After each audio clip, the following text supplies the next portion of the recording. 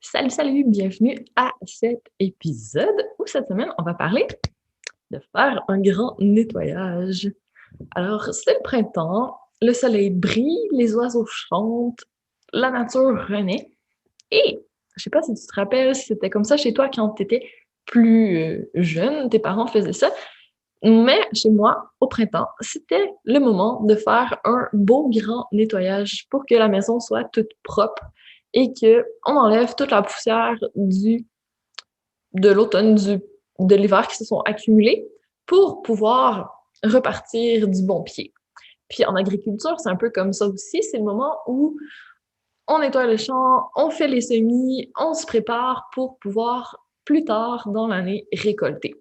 Alors, je trouve que le moment est extrêmement propice, surtout que maintenant, il y a déjà 3 mois qui se sont écoulés. Le premier trimestre de l'année 2021 tire à sa fin.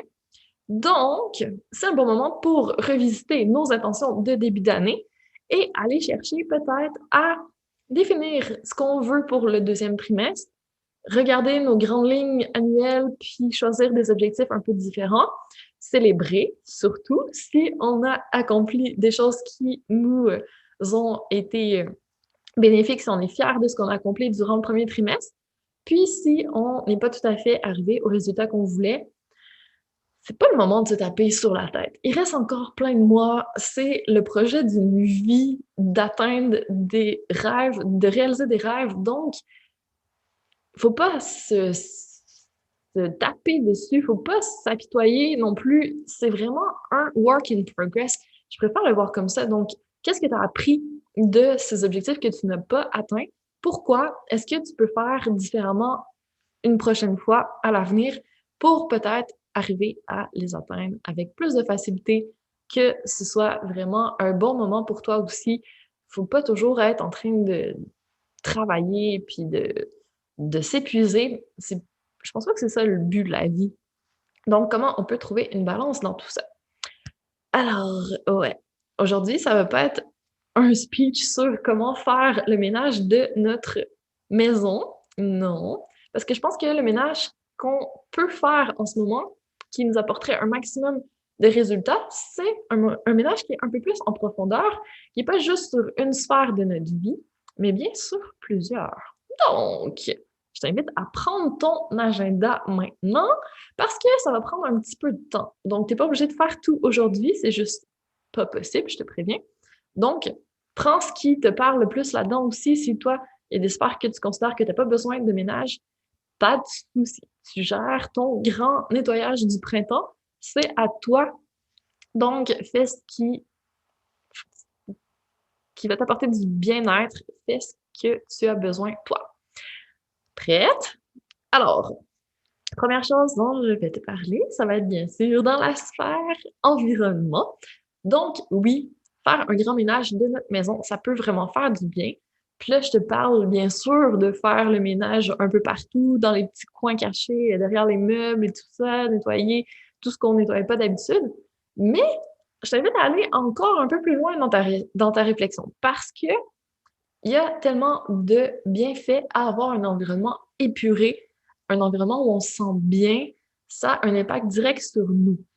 Et la grande prêtresse du sujet, c'est sans contredit Marie Kondo. Donc, si tu n'as pas lu son livre, si tu n'as pas regardé son émission sur Netflix, renseigne-toi parce que c'est super intéressant ce qu'elle apprend à faire. Elle apprend à épurer le plus possible la maison. Donc, tout ce qui ne spark pas de joie quand tu regardes, tu peux laisser aller ces objets-là, leur dire merci et t'en débarrasser, soit en les jetant ou en les redonnant. Mais je t'invite à remercier les objets dont on se départit pour la joie, le plaisir qu'ils nous ont apporté. Je trouve ça vraiment beau. Puis, elle a vraiment une méthode d'organisation super spécifique qui permet d'avoir un système pour qu'on retrouve toutes nos choses et que ce soit ultra efficace. Donc, c'est super intéressant. Vraiment, je t'invite à aller creuser un peu la question, est-ce que tu pourrais retirer des bienfaits de faire un grand nettoyage et une épuration de ta maison à la Marie Kondo pour te sentir merveilleusement bien dans ton environnement? Alors, première étape, ça prend du temps. Je te le conseille. Deuxième sphère qu'on va aller explorer, ça va être plus la sphère de toi, de ton corps. Donc, est-ce que tu peux faire un ménage pour toi? Est-ce que tes habitudes de vie en ce moment sont bénéfiques? Est-ce que ça te correspond? Est-ce que c'est vraiment ce que tu veux? Donc, si tu as délaissé le sport, tu t'étais dit au début de l'année, bonne résolution, je vais bouger, et tu as fait pendant un certain temps, mais là, c'est sur le déclin, c'est peut-être le temps de remettre l'activité physique à ton agenda. Ou au niveau alimentation, là, il y a plein de nouveaux fruits et légumes qui arrivent avec le printemps, avec l'été. Est-ce que tu peux améliorer ton alimentation? Est-ce que, avec le changement d'heure, avec la luminosité qui augmente, est-ce que tu as un bon sommeil? Est-ce que, au niveau stress, tu arrives à gérer en ce moment? Qu'est-ce que tu pourrais faire pour, au niveau de tes habitudes de vie, améliorer un petit peu la vitalité dans ton corps pour te permettre d'avoir une bonne énergie, de te sentir bien, d'éliminer ce qui te sert plus. Donc ça, je t'invite à le faire en continu durant l'année. Mais si tu as besoin d'un petit rappel maintenant, le voici. Donc, deuxième couche de ménage que je t'invite à faire dans la sphère plus relation avec ton corps, relation avec toi-même, santé, fitness, bien-être. Donc, est-ce que tu peux optimiser dans cette sphère? Troisième étape de notre grand ménage. Donc là, tu vois, on part du plus concret, la maison, notre corps. On va s'en aller dans le un petit peu moins concret, mais toujours aussi intéressant, toujours aussi utile. Les objectifs, comme on a parlé tout à l'heure. Donc là, où t'en es par rapport à tes objectifs de début d'année? Qu'est-ce que tu célèbres? Qu'est-ce que tu laisses aller? Qu'est-ce que tu corriges? Qu'est-ce que tu fixes pour le prochain trimestre? Donc là, on est au deuxième trimestre, en avril, mai, juin. 3 mois devant toi, 90 jours pour faire des petits pas et avancer dans la direction que tu recherches. Donc, quelle est cette direction? Est-ce que tu le sais? Première étape. Puis après, quelles sont les sous-étapes pour aller dans cette direction?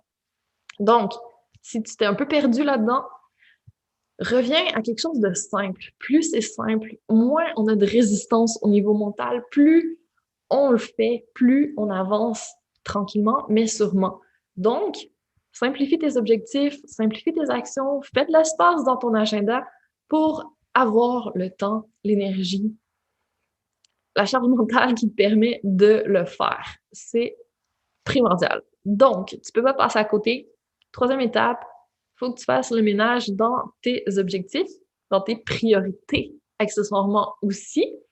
Donc là, si dans tes priorités en ce moment, tu as faire ton ménage de ta maison, que tu as aussi à remettre du temps pour l'activité physique, pour cuisiner plus, pour dormir plus, pense-y. Ça, c'est un objectif quand même. Laisse-toi de l'espace, donne-toi un peu de temps. Tu quand même encore des jours devant toi dans le trimestre, dans ta vie. Donc, relax, vas-y petit par petit peu. Parce que quand on essaie d'en faire trop en même temps, c'est clair qu'on fait tout à moitié ou qu'on s'épuise puis qu'on arrête tout.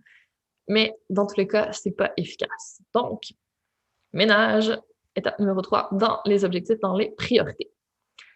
Et là, la quatrième étape serait comme une sous-étape de la troisième, c'est de faire le ménage dans ta to-do list aussi. Vraiment t'enlever un maximum de charge mentale parce que, my God, que c'est pas plaisant. Il n'y a rien qui gruge plus d'énergie que d'avoir constamment des choses qui tournent dans notre tête et c'est pas efficace parce que on n'est pas dans le moment présent, on n'est pas dans notre corps présent ici, on est complètement dans notre tête, on est complètement perdu. Puis plus on rumine, plus on stresse, donc c'est zéro efficace.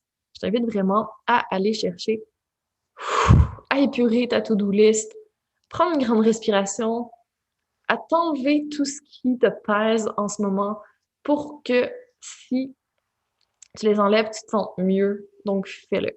Puis, si tu peux pas enlever certaines choses, peut-être que tu vas être obligé de les déléguer à d'autres personnes.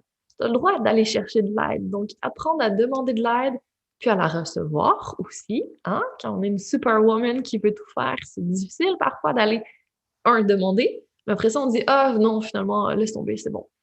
On l'a pas reçu.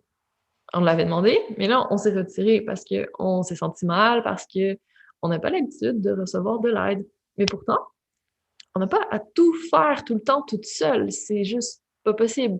Donc, si en ce moment, les tâches ménagères te pèsent. Peut-être que tu peux les déléguer à quelqu'un d'autre, aller chercher le support d'une aide ménagère. Peut-être que c'est ta comptabilité qui te pèse. Est-ce que tu peux déléguer tout ça à quelqu'un d'autre? Peut-être que tu as besoin de faire garder tes enfants un peu plus souvent. Peut-être que tu as besoin d'étaler un peu plus tes projets dans le temps pour avoir moins de stress. De quoi as-tu besoin au niveau de ta to-do list pour créer de l'espace, te faire du bien, puis sentir ton énergie remonter, sentir que ce qu'il y a à ton agenda, ça t'intéresse, que quand tu regardes, tu as envie de le faire, puis que tu es motivé. Parce que quand on fait que des choses qui nous plaisent pas, c'est lourd, puis ça gruge encore une fois de l'énergie. Donc, épure, épure, épure le plus possible tout ce que tu n'as pas besoin de faire, tout ce qui n'est plus aligné, enlève ça de ta to-do list pour que ça devienne, au niveau mental, beaucoup plus gérable. Et là, je t'invite à continuer sur cette lancée. Donc, si tu as fait le mental, tu peux faire le ménage aussi au niveau émotionnel. Qu'est-ce qui te gruge de l'énergie? Est-ce qu'il y a des gens avec qui c'est plus aligné non plus? Est-ce que tu peux laisser tomber des choses dans les relations sociales ou au contraire que ça a été trop hypothéqué avec le COVID? Est-ce que tu as besoin de remettre un peu de temps, d'énergie sur tes relations avec ton couple, avec ta famille, avec tes amis, partout? Est-ce que tu as complètement délaissé tes loisirs? Est-ce que tu peux aller chercher des loisirs, quelque chose qui va nourrir un peu ton esprit? Est-ce que tu peux aller chercher au niveau énergétique à te revitaliser, à enlever des blocages, à élever ta vibration pour être encore plus dans une bonne énergie qui attire ce que tu veux à toi? Vraiment, ça, c'est les couches qui composent ton essence. On en a parlé dans l'épisode 17, mais je t'invite à faire un petit ménage en profondeur à ce niveau-là aussi, donc dans les différentes dimensions qui te composent toi. Donc, c'est moins tangible, mais c'est tellement, tellement, tellement important. Puis tu peux utiliser les cycles de la lune, si tu veux, pour ça aussi, l'étaler un peu dans le temps. Donc, à chaque nouvelle lune, tu poses une intention, puis à chaque pleine lune, soit tu laisses aller cette intention-là ou tu corriges un petit peu. Mais comme ça te donne un cycle lunaire pour travailler sur ton intention, puis aller chercher un petit peu plus de focus. Comme ça, tu n'as pas besoin de tout faire en même temps. Donc, si tu aimes bien la méthode par trimestre, tu peux y aller comme ça, mais tu peux aussi te donner une intention à chaque cycle lunaire pour aller chercher des petits pas, encore une fois, rien de trop en même temps. Tu étales, mais tu avances quand même une chose à la fois. Donc, tu es focus et tu évites de t'épuiser. C'est vraiment chacun sa méthode, mais celle-là, je trouve qu'elle est assez efficace. Donc, si tu as envie d'essayer, vas-y. Je te jure que ça va avoir des bons résultats dans ta vie. Alors, si toi, il y a d'autres sphères que tu penses avoir besoin de faire un grand nettoyage, je t'invite fortement à le faire. C'était mes petites suggestions personnelles.